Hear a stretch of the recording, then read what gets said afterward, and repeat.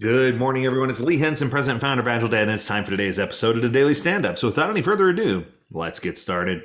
It's Tuesday, kicking off the week right, moving things in the right direction. Now, over the last several weeks, we've had product-related episodes. So I want to throw one more product-related episode in this sprint, or in this sprint, this week. And this week's episode talks about product goals in Scrum. Now, I recently read a really, really good article by someone who I consider a good friend, Roman Pickler. And here's what Roman said. He explains that the Scrum Guide released in November of 2020 states that the product goal describes a future state of the product. It is a long-term objective for the Scrum team. It also suggests that the product goal is in a product backlog. The rest of the product backlog emerges to define what will fulfill the product goal.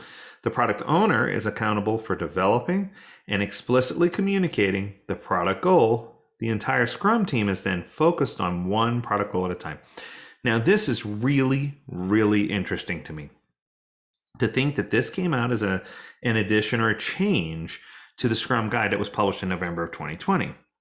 When in fact, if you go back a little further than that, I don't know, how about 2017?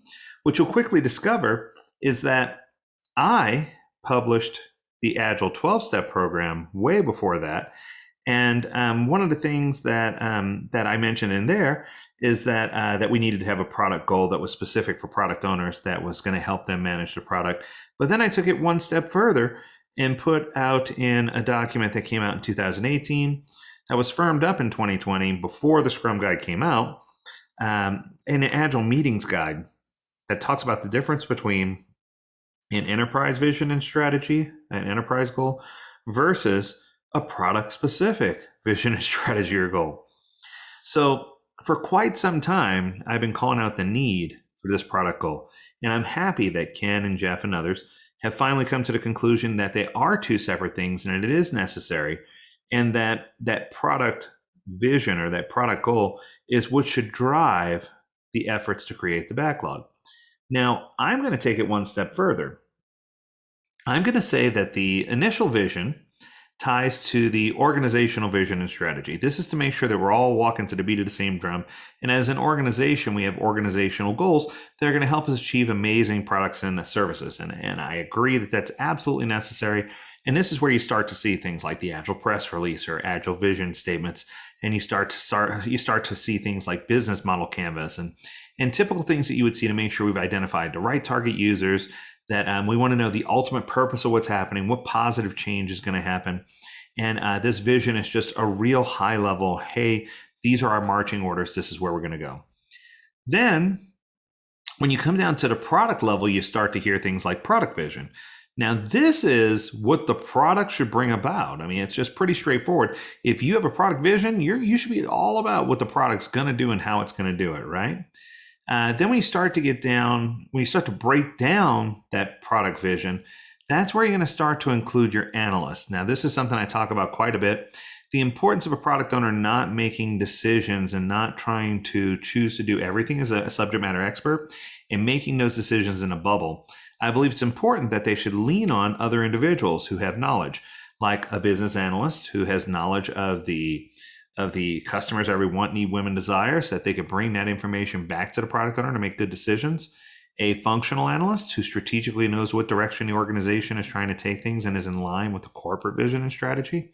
And then a technical analyst who can analyze technological feasibility and tell us in more detail about whether or not products are going to integrate. So they know all about architecture and infrastructure and how things work, so that we can make sure that we're not shooting ourselves in the foot, creating a product a certain way, and that we're meeting the needs of what we're trying to do.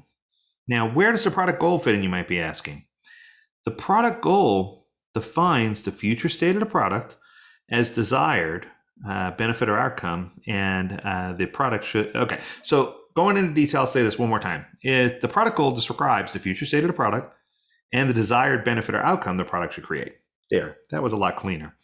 So if that initial definition I gave you left you scratching your head, don't worry. Roman goes on to say that Scrum is a simple framework designed to facilitate the development of complex systems or products. It does not intend to be prescriptive on how it practices or these things should be applied. The product goal is best used to describe a specific measurable benefit or an outcome a product should achieve in order to add value in the course of the next 2 to 6 months.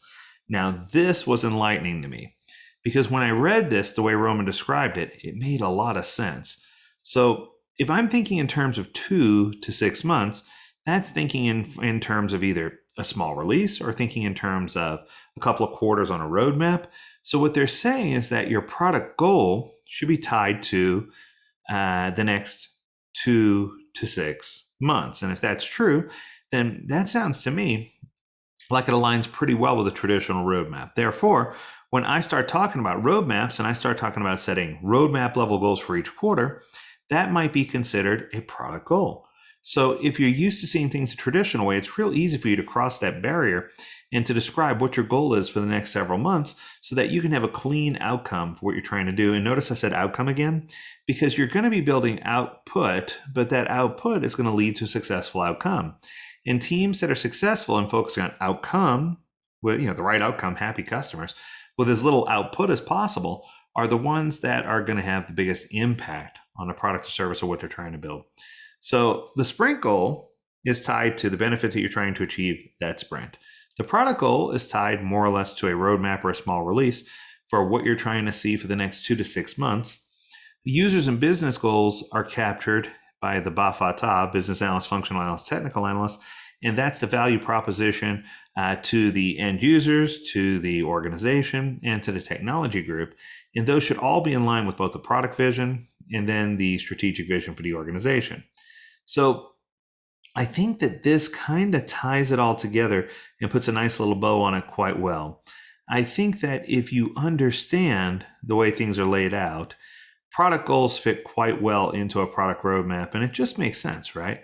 And then you can translate those product goals back into the product backlog to make sure everything lines up, and then allow for the breakdown of items so that the teams can have the tools they need to be able to do their job well. Wow, that was kind of powerful and kind of cool. Roman, thanks for writing that article. I'm going to make sure I drop your link in there so that everybody can see where we got this from. So if you want to follow up and see what the original post was. But this was just an eye-opening piece of the 2020 Scrum Guide that I don't know that I spent a lot of time focusing on. So I'm glad, Roman, that you did, because it definitely opened up my eyes and showed me some things that I didn't see before. So if you have an idea for something you'd like to hear as an episode of the Daily Stand-Up Podcast, don't hesitate to reach out to us. We'd love to hear from you. You can do that at learnmore@agiledad.com. We would love to hear what your ideas are and get them incorporated into an episode for our podcast. And as always, we encourage you to stay healthy, stay well, and stay agile, my friends. Until next time, do take care.